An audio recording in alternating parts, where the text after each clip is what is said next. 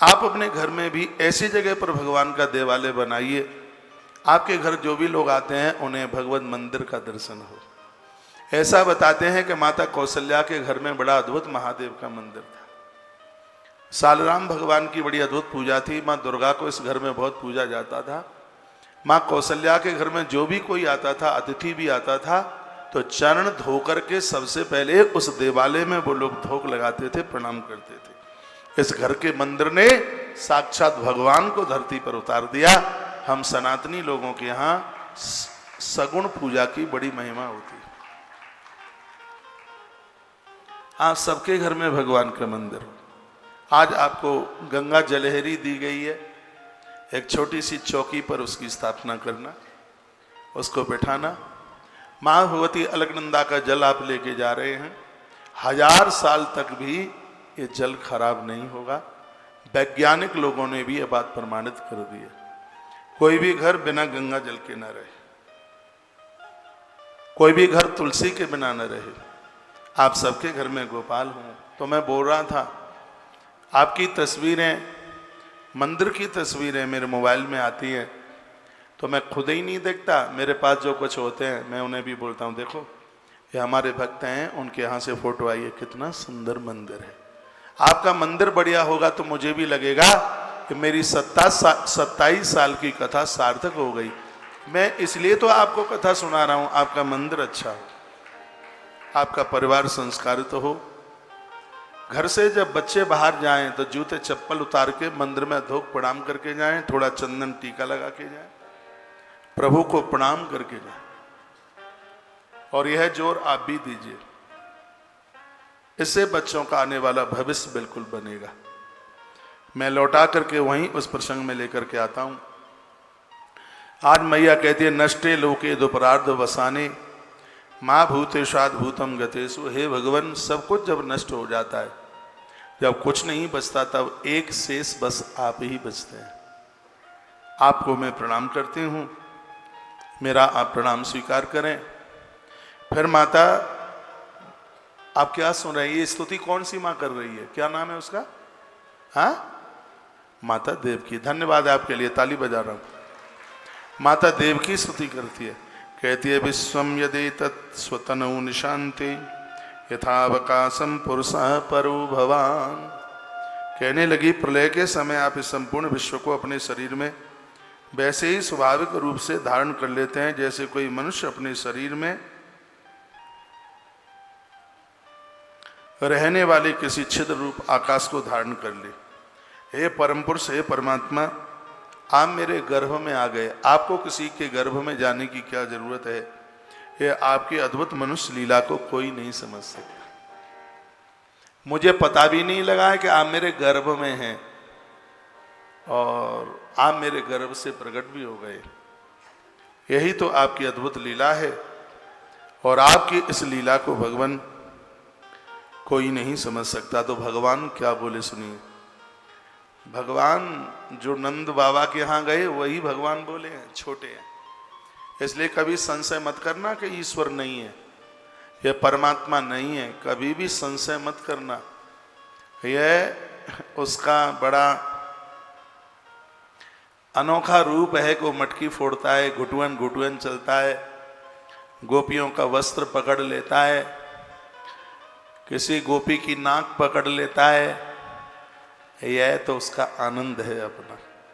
इस आनंद के ही लिए तो वो निर्गुण से आकर धरती पर आके सगुण बनता है। भगवान क्या बोले सुनिए।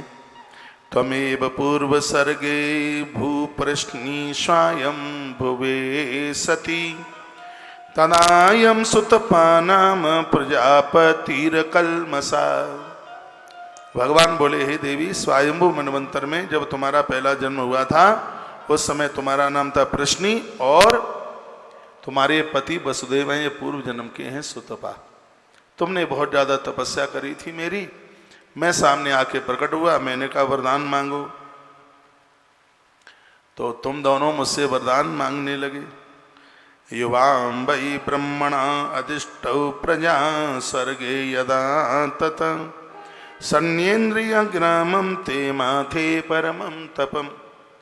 तुम ही इस पृथ्वी पर महात्मा कश्यप और माता अदिति के रूप में आकर के प्रकट होते हैं और मुझे प्रकट करने के लिए आज आप इस धरती पर वसुदेव और देवकी के रूप में आपका आगमन हुआ है, मुझे प्रकट करने के लिए, मुझे धरती पर उतारने के लिए। तुमने मुझ में चित्त लगा करके ऐसा घोर तप किया और वह तप देवताओं के 12,000 वर्ष के बराबर था। इतना तप किया है पुण्यमयी देवी, उस समय में तुम दोनों पर इतना प्रसन्न हो गया। मैंने तुमसे वरदान मांगने के लिए कहा तो तुमने मुझसे वरदान में यही मांगा कि आप हमारी कोख से आकर के जन्म ले लें। तुम्हारे उस वरदान को पूरा करने के लिए मैं यहां चल करके बस आ गया हूं। इतना कह करके जंजीरें धरती पर गिर पड़ी हैं कट कट करके। वसुदेव जी महाराज ने सूप में भगवान को बिठाया, नंद भवन में छोड़ करके आ गए। ये कल आप सुन रहे थे। नंदः ब्रजम स्वरूपेस्ततत्रतान् गोपान् प्रसुप्तानुर्भव्य निद्रया स्वतम यशोदा सैने निधायितः स्वतामुपादेहि पुनर्ग्रहानगात्। वसुदेव जी ने नंद बाबा के गोकुल में जाकर के देखा कि सब लोग नींद में अचेत पड़े हुए थे।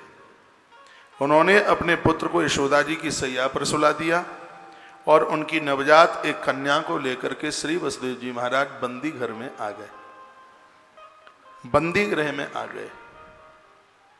स्पष्ट लिखा है त्वसुताम उपादाय पुनर्गुहान गात सुतम यशोदा सैनी निधायिता सुताम उपादाय पुनर्गुहान गात। उसी नंदी घर में चल करके आ गए वह। देवक्या शयनेन्यस्य वसुदेवोऽथदारिका प्रतिमोच्य पदोलोहम आस्तई पूर्वदाद्रतः। जेल में पहुंचकर वसुदेव जी ने उस कन्या को देवकी माता की सैया पर सुला दिया। वसुदेव जी ने अपने पैरों में बेड़ियां द्वारा से डाल ली, पुनः बंधन में हो गए। एकाएक उस बच्ची ने रोना शुरू कर दिया। अचानक बच्ची रोई। सुनने लायक कथा है, सुनिए। बेटी ने जैसे ही रोना शुरू किया तो जो 6 द्वारपाल थे वो सोते हुए खड़े हो गए। कितनी अद्भुत कथाएं। भगवान आए तो द्वारपाल सो गए। यानी जीवन में जब भगवान आता है तो काम क्रोध लोभ मोह मद मत्सर ये सब धराशायी हो जाते हैं। यदि आपके जीवन में काम नहीं है, संसार का विकार नहीं है, तो ये परम सत्य 100% भगवान ने आपके मन को मंदिर बना लिया है। यदि अभी मन में काम है, भोग है, संतान बड़ी हो गई, संतान का विवाह भी हो गया, अभी भी पति और पत्नी 25 वर्ष पूर्व जैसा जीवन जी रहे हैं, तो ये परिपक्व है, बिल्कुल 100% सत्य है कि ईश्वर में भगवती सत्ता कहीं आसपास भी नहीं है। क्योंकि भगवान के आने का सबसे बड़ा प्रभाव है, परमात्मा के आने से सबसे पहले काम ही खत्म होता है। जब शिव, देखिए जो कथा रासलीला की चलती है उसमें भगवान ने कामदेव को ही तो परास्त किया है। और जीवन की सबसे बड़ी आराधना साधना है कि ये 6 डाकुओं को, 6 शत्रुओं को जीत ले। ये 6 समाप्त हो जाएंगे तो भगवान मंदिर में होगा कि नहीं होगा ये भगवान जाने, लेकिन भगवान हमारे मन मंदिर में अवश्य में होगा। उसमें सबसे पहला है काम। संसार के भोग, संसार की वासना बिल्कुल समाप्त हो गई हो। बच्चे भी बड़े हो गए, बच्चों को भी बच्चे हो गए। अब तो वानप्रस्थी जीवन है, पति और पत्नी दोनों मिलकर भगवान का भजन करें, यजन करें। यही जीवन का सर्वोच्च लाभ है, सर्वोच्च आनंद है। ये संसार का सुख, संसार का भोग दाद खाज खुजली की तरह कुछ भी नहीं है इसमें। आज अन्न खाया जाता है, 3 दिन में उसका रस बन के तैयार होता है। जो आज खाया है 3 दिन में रस बनता है। जगा दो इनको, कोई बात नहीं है।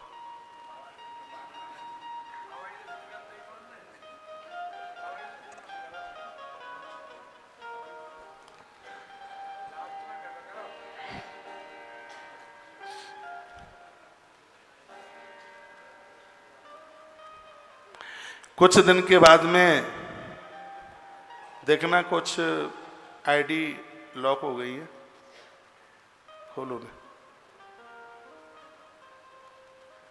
उसके बाद खून बनता है,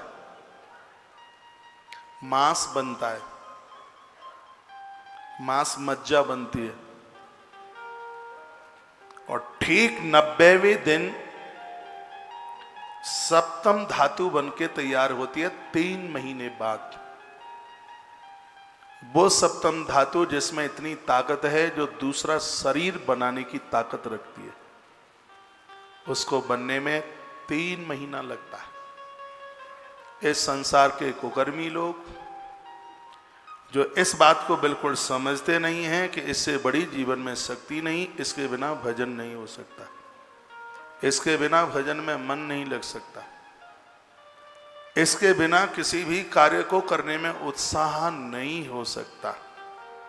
चाहे वो स्त्री हो चाहे वह पुरुष हो, उसकी शक्ति ऊर्ध्व गति को प्रदान करे।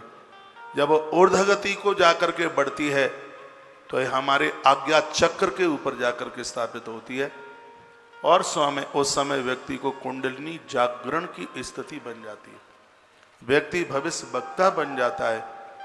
इसलिए व्यक्ति को चाहिए कि वह अपनी इंद्रियों के ऊपर विजय प्राप्त करता हुआ इन 6 शत्रुओं को जीतने की पूरी कोशिश करे। और भगवान का दर्शन, भगवान का आना,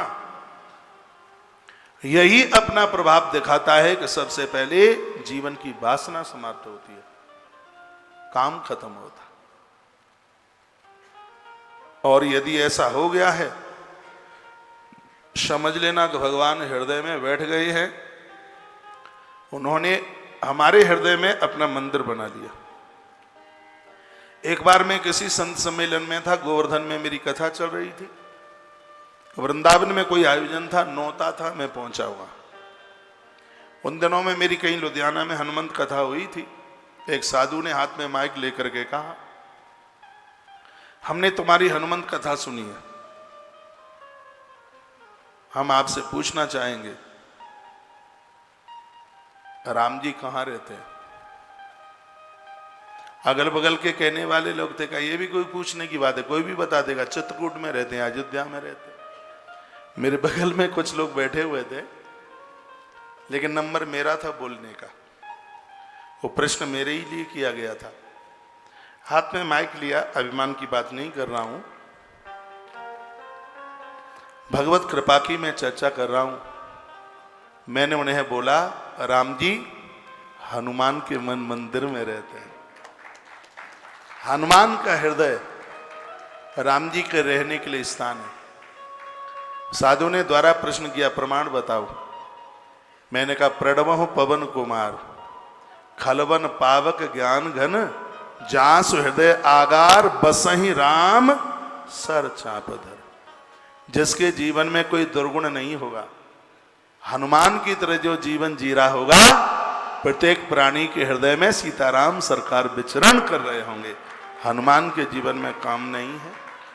यदि हनुमान के जीवन में काम होता तो वो सुरसा इतनी सुंदर थी कि उस जमाने में ब्रह्मांड सुंदरी थी वो नारी, और साधक के सामने ये सुरा सुंदरियां, कंचन कामिनियां, साधक के सामने कंचन और कामिनी, और धनवान के सामने सुरा और सुंदरी, ये चीजें चल करके आती हैं, आगे बैरियर डाल देती हैं, और इससे जो बच गया वही तो बहुत बड़ा पहलवान है। लोगों ने बड़ी तालियां बजाई। भगवान उसके हनुमान जी के हृदय में रहते हैं। हनुमान को पढ़ा करो, हनुमान जी को समझा करो, हनुमान जी गलत रास्ते पर नहीं जाने देंगे, यही तो इनकी कृपा है। बजरंगबली, चारों युगों में ताप तुम्हारा, ऐसे हनुमान हैं जो चारों युगों में जो देखे गए। मैं वही प्रसंग में लौट करके आ रहा हूं। भगवान कल आए तो 6 डाकू सो गए, काम क्रोध लोभ मोह मद मत्सर, 6 सो गए। सीधी सी बात है, परमात्मा जीवन में आता है तो जीवन में काम नहीं रहता। जीवन में भगवान चल करके आता है तो जीवन में क्रोध नहीं रहता। क्रोध बड़ा खतरनाक है। पूज्य डोंगरे जी महाराज कहते थे, क्रोध व्यक्ति को बेहोश करके मनुष्य से दानव बना देता है। हाँ, पूज्य डोंगरे जी महाराज का ही कहना था, क्रोध करने से 90 दिन की साधना तपस्या समाप्त हो जाती है। ये बड़ा खतरनाक है। इसको जीतने का भरकम प्रयास कीजिए, कोशिश कीजिए।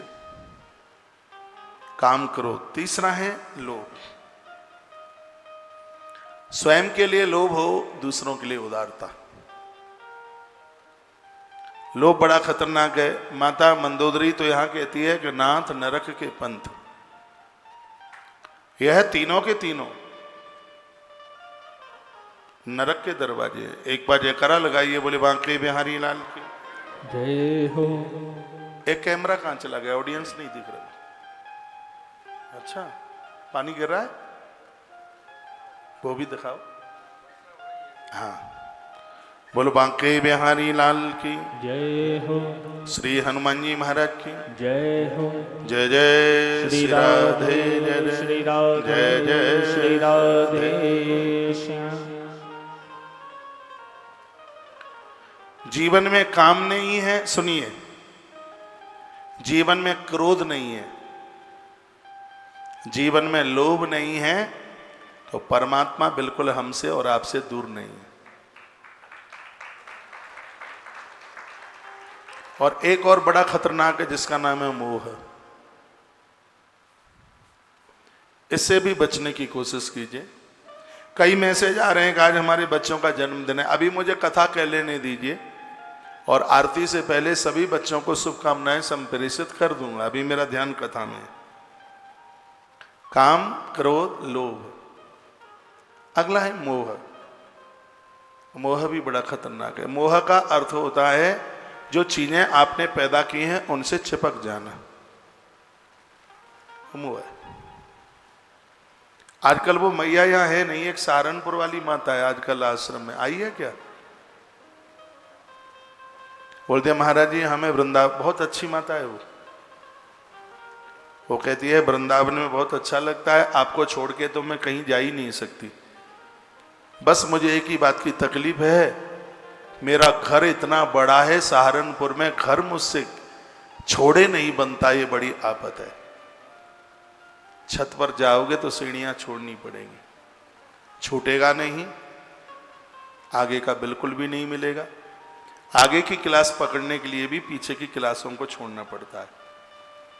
और हमारे संत कहा करते थे परमात्मा को प्राप्त करना कठिन नहीं है, संसार को भूलना बहुत ज्यादा कठिन है। ये संसार भूलता नहीं है। यही दिमाग में, आप बच्चे ना हो, ये बात मैं नहीं कह रहा हूं, आप बच्चों से बात ना करें, ये बात मैं नहीं कह रहा हूं, मैं ये कह रहा हूं आप बार बार ये सोचते हैं हम मर जाएंगे तो बच्चों का क्या होगा। मर के देखो तो सही, सब ठीक ही ठाक होगा। तुम नहीं थे तब भी दुनिया ठीक से चल रही थी, और तुम नहीं रहोगे तो दुनिया तब भी ठीक से चलेगी, क्योंकि दुनिया चलाने वाले तुम नहीं, दुनिया चलाने वाला कोई और है। परेशान होते हैं। एक कोई माताएं इस चीज में ज्यादा परेशान होती हैं। एक कोई माँ बोलती है महाराज जी मैं बड़ी दुखी हूँ, बेटा 27 साल का हो गया है, सगाई जब से हुई है तब से रात भर नींद नहीं आती। मैंने कहा हुआ क्या है? कहा पता नहीं, बहू घर में आएगी, कैसे बच्चे को रखेगी, हमें भी रोटी वोटी देगी कि नहीं। मैंने कहा कम से कम उसको आने तो दो पहले घर में।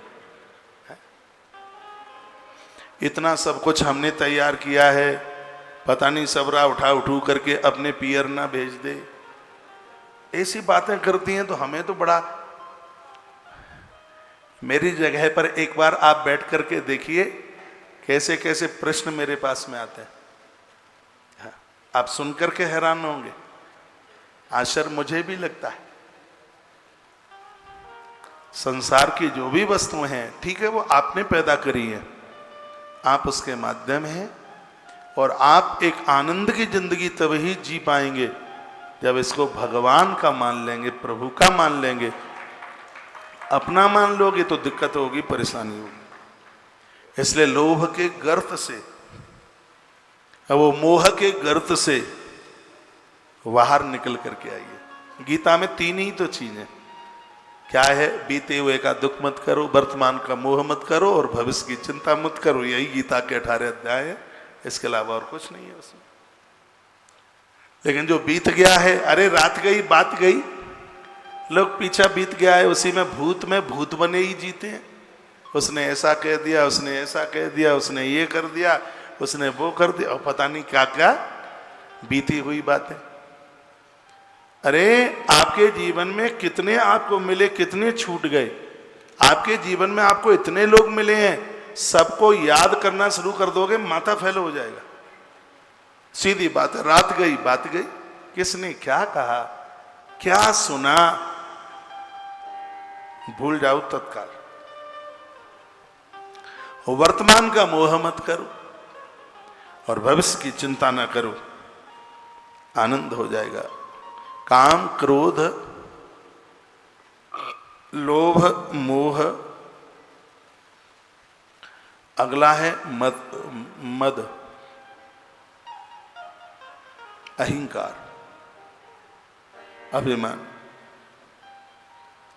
तिमिर गयो रवि देख के, मोह गयो गुरु ज्ञान, क्यों करायो सब गयो जब आयो अभिमान। हमारे शास्त्रों में कुंभकर्ण को अभिमान कहा है, और ये कुंभकर्ण रूपी अभिमान सोता रहे तो ही ठीक है, जब ये जागेगा तब ही खलबली मचा देगा। अहंकार से, अभिमान से बचने की पूरी कोशिश कीजिए। और अगला सूत्र है वह है मत्सर। किसी के उत्थान तरक्की को देख के कोड़िए मत, किसी के सम्मान को देख करके कोड़िए मत, जलन न हो। ये 6 सूत्र जिसके जीवन में ना रहे तो भगवान मंदिर में तो बाद में रहेगा, आपके कलेजे में अपना आसन पहले लगा देगा। कल आप सुन रहे थे जब भगवान आए तो 6 धराशायी हो गए, और आज ये बेटी आई तो 6 खड़े हो गए, क्योंकि बेटी माया है। माया क्या है, किसे माया कहते, मैं और मोर तोर ते माया, ये मेरा है, मैंने किया और मेरे लिए है। ये सब माया का खानदान है, माया का परिवार है। और जब माया प्रबल होगी तो समझ लीजिए क्या है, वहां ईश्वर की विस्मृति हो जाएगी। माया तू ठगनी हम जानी, संत कहते हैं कि हे माया तू तो ठगनी है, लोगों को ठग रही है। माया खलु नर्तकी, हमारे संतों ने माया को खलु कहा। इसलिए बहुत आग्रह पूर्वक निवेदन भागवत के माध्यम से है, 6 दोषों को जीतते हुए अपने आप को सबके ममता ताग बटोरी भगवान के चरणों में अपने आप को जोड़ दीजिए। वही रंतप्रद्वार सर्वापूर्वदाव्रता ततो बाल धुनिम श्रुताग्रह पाला समुत्थता। आज उस बेटी को जैसे हाथ में दिया, बेटी ने रोना शुरू कर दिया, बहुत ज्यादा रोई, और रोने की आवाज द्वारपालों ने सुनी, दौड़ते हुए कंस के पास पहुंच गए और कंस को जाकर के कहा 7वीं संतान का जन्म हो चुका है, 8वीं संतान का जन्म हो चुका है। कुछ चीजें जीवन में ऐसी हैं जो छिपाने के लायक हैं।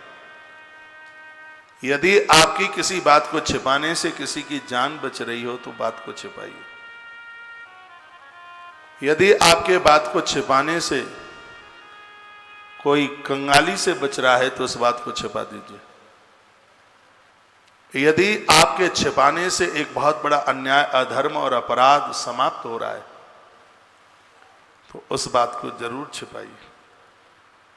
ऐसा सत्य भी सत्य किसी काम का नहीं है जिसमें हिंसा हो। इसलिए तो ये कंस के 6 धूर्त हैं। मुझ जैसा आदमी होता, कंस की नौकरी कर रहा होता, तो भले ही कंस मुझे मार डालता, मैं उससे कभी भी नहीं कहता कि 8वीं संतान का जन्म हो चुका है। पूछता कि तुमने कैसी नौकरी करी, मैं कहता माथे में दर्द हो रहा था, पट्टी बांध करके सो गया था, पता ही नहीं लगा कि 8वां कब आया कब चला गया। हमारी भाषा, हमारी वाणी किसी की हिंसा करने के लिए नहीं, हम अहिंसा के पुजारी बने। सत्य ऐसा होना चाहिए जिसमें घृणा ना हो, सत्य ऐसा होना चाहिए जिसमें किसी भी प्रकार की हिंसा ना हो।